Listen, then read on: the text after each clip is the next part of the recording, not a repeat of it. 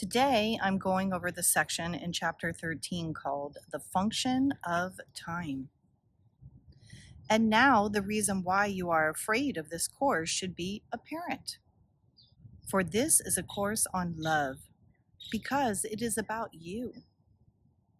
You have been told that your function in this world is healing, and your function in heaven is creating. So in truth, we are really afraid of God's unconditional love, and we are constantly running from it. That's what this entire world is, us identifying with ego because we are afraid of God's love. But at the same time, we are God's love, and that's why this course is about you. Why is our function in this world healing versus our function in heaven, which is creating? Because we cannot create in this world. We're not really here. Our function here is healing because we need to heal our split mind while we believe in this world and are identifying with the ego. So that's our function in this world, is to heal our split mind so that we can awaken to our truth, which is true creation, extending love eternally with God in heaven. The ego teaches that your function on earth is destruction, and you have no function at all in heaven, right? That's the lie that the ego tells us. It would thus destroy you here and bury you here, leaving you no inheritance except the dust out of which it thinks you were made. So that's the ego's interpretation of what this world is. We all destruct here. Everything dies here. Everything turns to dust here. As long as it is reasonably satisfied with you, as its reasoning goes, it offers you oblivion. When it becomes overtly savage, it offers you hell. This world is hell. That's what hell is. Yet neither oblivion nor hell is as unacceptable to you as heaven. Because we are afraid of heaven. We are afraid of God's unconditional love. So we keep choosing destruction and hell instead. Your definition of heaven is hell and oblivion. And the real heaven is the greatest threat you think you could experience. For hell and oblivion are ideas that you made up, and you are bent on demonstrating their reality to establish yours. If their reality is questioned, you believe that yours is. For you believe that attack is your reality and that your destruction is the final proof that you were right. So that's what this whole world is us trying to prove that we are right. We believe that we are sinners who deserve hell, but we're not understanding that we are believing that, and that this entire world is meant to block out God's love, to block out our truth. Under the circumstances, would it not be more desirable to have been wrong, even apart from the fact that you were wrong? So he's telling us not only are we wrong, and that's a fact, but he's saying, regardless of whether it's a fact or not, isn't that the better scenario? Isn't that the better choice? While it could perhaps be argued that death suggests that there was life, no one would claim that it proves there is life. Even the past life that death might indicate could only have been futile if it must come to this, and needs this to prove that it was at all. So he's talking about the ways that the ego has tricked us into believing that this life that we live in a body here in the world is life. That the fact that we die would suggest that we had a life before that. But it's a trick. We are not living when we are here. That's not real life. Life is extending love eternally with God as spirit. That is our truth. That is our true life, our true existence. There can never be life in the world because everything dies, and true life is eternal. You question heaven, but you do not question this yet. Right? So we question our truth, we question heaven, but we don't question the ego and we don't question the world. You could heal and be healed if you did question it. So we could be healed if we questioned the world, questioned the illusion, question the ego's very faulty thought system. And even though you know not heaven, might it not be more desirable than death? We keep believing no. And he's trying to tell us, yes, heaven, unconditional love is more desirable than the world. Death means the world, because everything in the world appears to die. You have been as selective in your questioning as in your perception, right? We keep selecting the wrong perception. We keep selecting the ego. And we keep selecting not to question the ego's thought system. An open mind is more honest than this. So he's pointing out to us that the ego's mind is not open. When we are perceiving with the ego, our mind is closed and fixed, and we are only believing the upside down lies of the ego. But if we were honest with ourselves and honest about who and what we truly are, we would question the ego's thought system. The ego has a strange notion of time, and it is with this notion that your questioning might well begin. The ego invests heavily in the past, and in the end believes that the past is the only aspect of time that is meaningful. The ego has a strange notion of time, and it is with this notion that your questioning might well begin. The ego invests heavily in the past, and in the end believes that the past is the only aspect of time that is meaningful. Right? But the only time that's real is the now moment. So this is how the ego is so wrong all the time. Time doesn't exist. It's a false construct that the ego made. And one of its tricks is to keep us focused on the past. Remember that its emphasis on guilt enables it to ensure its continuity by making the future like the past and thus avoiding the present. Because the present, the now moment, is the only moment where we can find eternity. That's where our truth is. So the ego always wants us to avoid the present now moment, constantly keeps us stuck in the past and the future, keeping us fearful of the future based upon what we believe has happened in the past.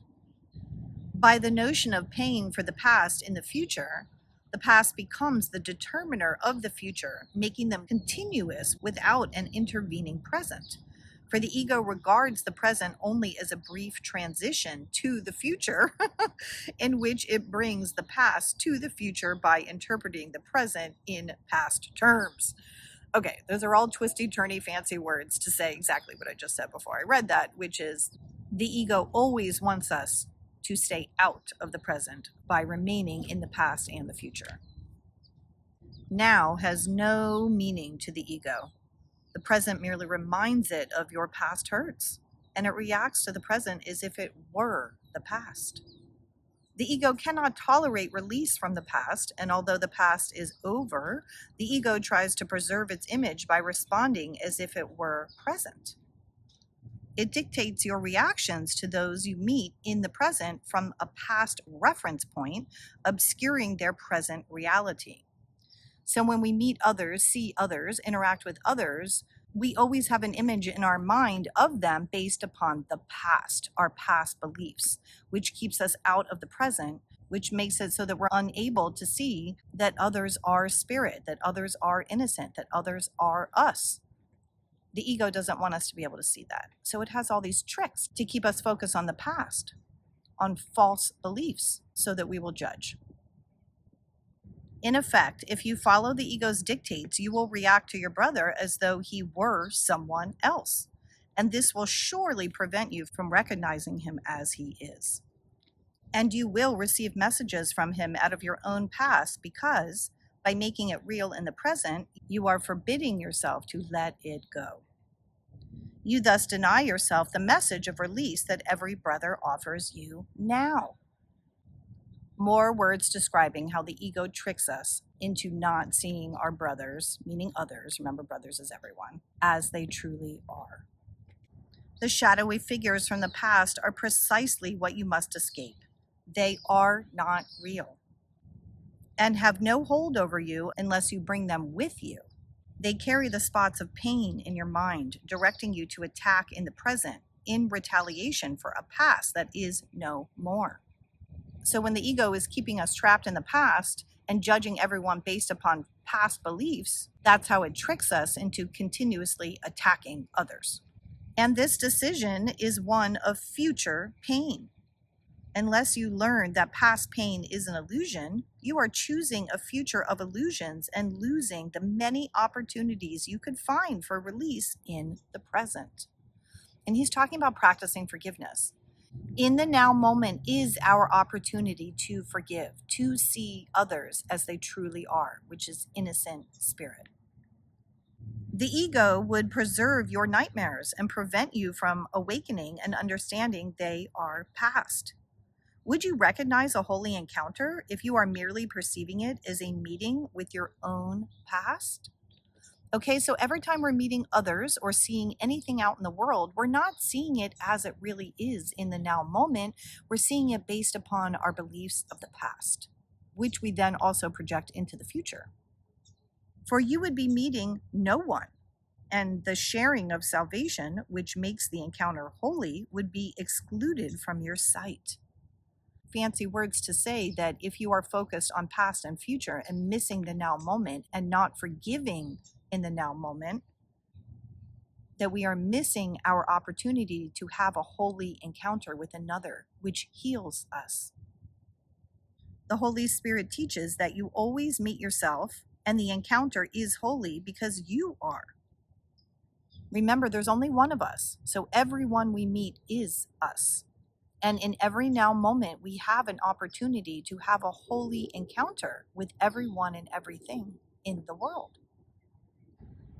The ego teaches that you always encounter your past, and because your dreams were not holy, the future cannot be, and the present is without meaning. So past and future do not exist. They are false beliefs of the ego. And the present is without meaning when we are identifying with ego and not using the present moment to see truth, to forgive, which means we're forgiving the world for what has never really occurred because it's an illusion, it's a dream. It is evident that the Holy Spirit's perception of time is the exact opposite of the ego's. Yes, it is. The reason is equally clear. For they perceive the goal of time as diametrically opposed, right? They have diametrically opposed goals, ego and spirit, don't they? And only one is true. That's spirit. The Holy Spirit interprets time's purpose as a rendering the need for time unnecessary, right? The Holy Spirit uses time as a tool within the classroom for us to awaken, and then time would no longer be necessary because it's an illusion. It doesn't even exist. He regards the function of time as temporary, serving only his teaching function, which is temporary by definition.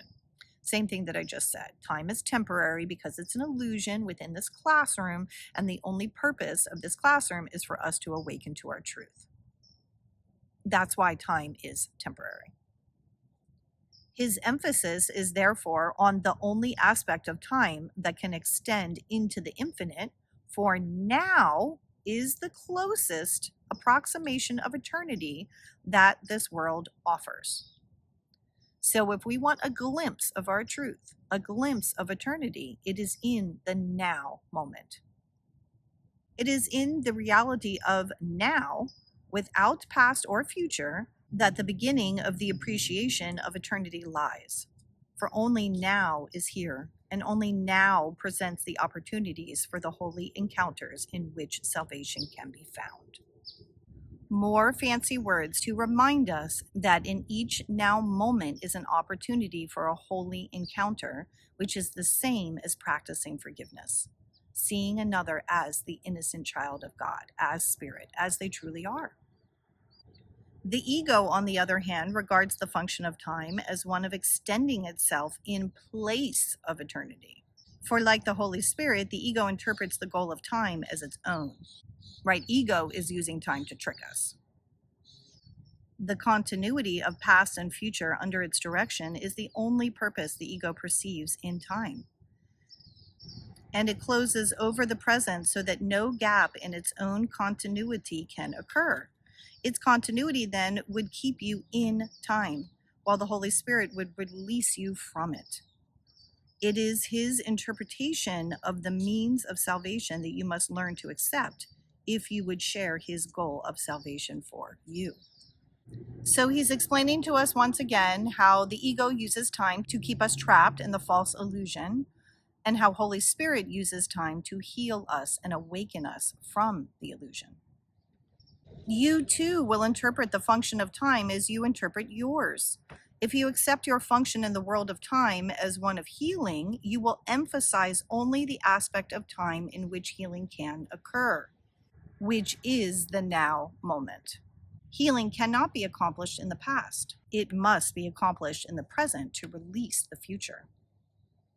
This interpretation ties the future to the present and extends the present rather than the past. But if you interpret your function as destruction, you will lose sight of the present and hold on to the past to ensure a destructive future. And time will be as you interpret it, for of itself it is nothing. So time is an illusion. It is nothing, and it's up to us how we want to use it. Do we want to use time to stay trapped in the ego's illusion? Or do we want to use it as a mechanism for awakening?